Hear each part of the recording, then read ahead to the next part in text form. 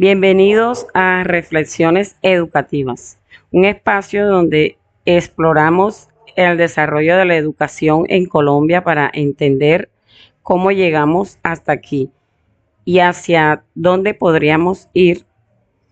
Hoy nos acompañan Luis Ángel Zurita Collante, Omar Enrique Vargas Agamas y quien habla, Adalgisa María Gómez Sarmiento. Juntos recorreremos su evolución histórica y el quehacer pedagógico desde los días en que aprender era un privilegio reservado para unos pocos, hasta las luchas entre liberales y conservadores por definir quién debería educar a la nación. También hablaremos de las influencias internacionales, las reformas del siglo XX y los desafíos que aún enfrentamos.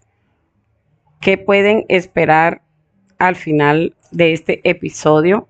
Más que una lección de historia, queremos que las reflexiones con nosotros sobre el futuro de la educación en Colombia y su impacto en nuestra sociedad. ¿Listo para este viaje? Empecemos. Hola, les habla Luis Ángel Zurita Collante. Y como decía nuestra compañera Dalgisa, y siguiendo el recorrido, vamos a reflexionar sobre el pasado colonial. Imagínense un mundo donde aprender a leer y a escribir es un lujo, un privilegio. Durante esta época, la educación en Colombia no era para todos. Estaba diseñada para una élite reducida. Las órdenes religiosas, principalmente los jesuitas y dominicos, controlaban la enseñanza que aquí se impartía. Estas instituciones establecieron colegios y universidades con el objetivo de formar élites criollas y evangelizar a la población indígena. Es decir, su objetivo no era democratizar el conocimiento, sino a formar los futuros líderes criollos que regirían este país y a evangelizar a la población indígena. Sin embargo, surge la pregunta, ¿qué pasaba con el resto de la sociedad? Las clases populares, los campesinos, los afrodescendientes y los indígenas no tenían acceso a la educación formal. Como dicen Pérez e Hidárraga, sus conocimientos, sus lenguas y sus formas de aprendizaje fueron marginados por un sistema que solo valoraba la educación eurocentrista. Aquí nos surge una pregunta clave. Si la educación es el motor del progreso, ¿qué tipo de país se puede construir cuando la mayoría de la población está excluida del conocimiento? Soy Omar Enrique Vargas Agames y vamos a continuar analizando a través del tiempo la educación en Colombia. Tras la independencia, Colombia enfrentó debates entre liberales y conservadores sobre el dominio de la educación, surgiendo una pregunta interesante. ¿Quién debe controlar la educación? Los liberales impulsaban una educación sin sesgo religioso y pública, mientras que los conservadores peleaban más bien por una enseñanza religiosa y privada. Esta dicotomía generó una inestabilidad y reformas constantes en el sistema educativo, reflejando las tensiones políticas de la época. Lo podemos ver en Pérez e Hidárraga 2019. De esta manera, la educación se convirtió en un campo de batalla político.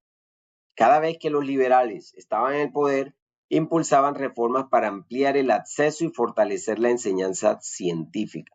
Cuando los conservadores volvían a tomar el control, devolvían la educación a la iglesia y reforzaban la enseñanza religiosa.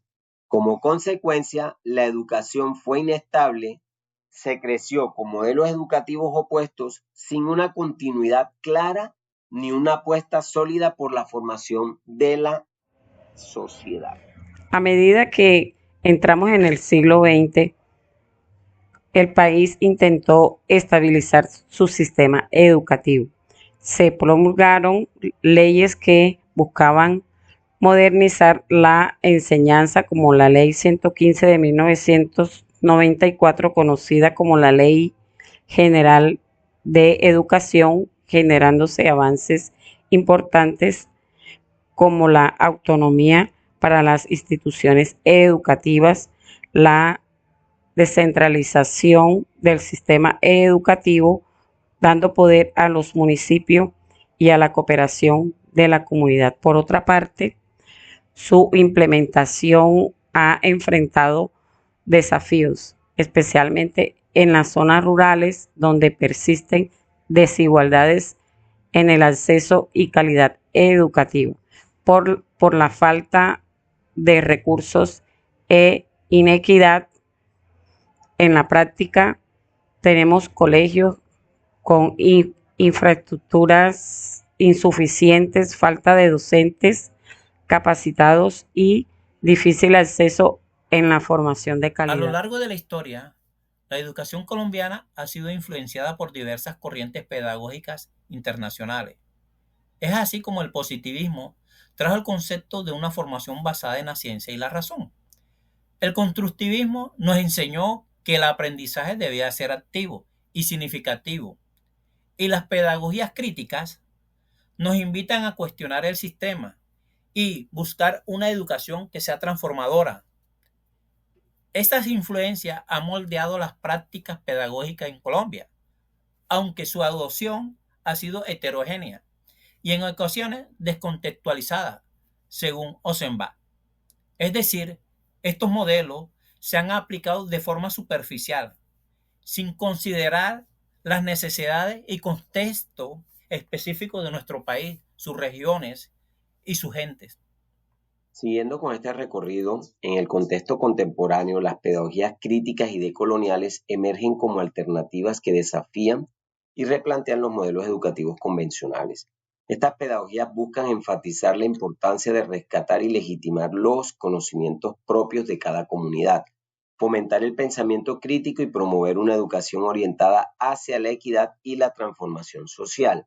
En Colombia, su implementación representa una oportunidad para construir un sistema educativo más inclusivo y pertinente a las realidades socioculturales del país. Maldonado 2008. Pero, ojo, no es fácil. Cambiar un sistema que ha estado arraigado por siglos implica enfrentarse a intereses políticos, económicos y culturales. Pero no basta con reformas superficiales. Se necesita un cambio profundo, una apuesta por una enseñanza que forme ciudadanos críticos, creativos, comprometidos, que fomenten el pensamiento reflexivo, la innovación y la responsabilidad con nuestra sociedad. A lo largo de este recorrido histórico hemos explorado cómo la educación ha sido moldeada por el poder, las ideologías y las influencias externas. Comprender esta evolución es vital para afrontar los retos actuales y construir prácticas pedagógicas más equitativas y contextualizadas. Recuerda, el futuro de la educación en Colombia sigue en nuestras manos. Gracias por acompañarnos en Reflexiones Educativas. Hasta la próxima entrega.